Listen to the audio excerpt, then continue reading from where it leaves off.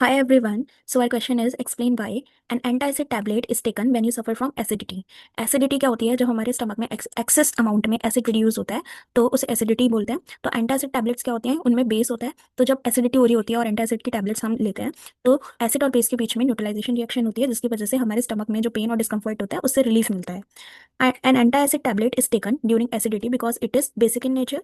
It neutralizes excess acid present in the stomach and give relief from pain and discomfort. Second is calamine lotion is applied to the skin when an ant bytes.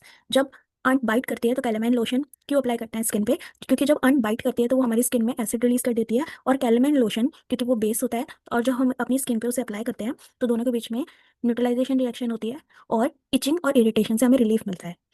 तो calamine lotion is applied when an ant bite because the bite inject an acid into the skin. Being calamine lotion as a basic in nature neutralise the acid and reduce itching and irritation. Third is factory waste is neutralised before disposing it into the water bodies. Factory waste को neutralise क्यों किया जाता है water bodies में dispose करने से पहले? क्योंकि फैक्ट्री वेस्ट में हार्मफुल एसिड और बेसिस हो सकते हैं. तो पहले फैक्ट्री वेस्ट को न्यूट्रलाइज किया जाता है सो दैट जो एक्वाटिक लाइफ है वो हार्म ना करे. Factory waste is neutralized before releasing it into water bodies because it may contain harmful acid and bases. These can harm aquatic plant and animal. So neutralization make the waste safer for the environment. Thank you.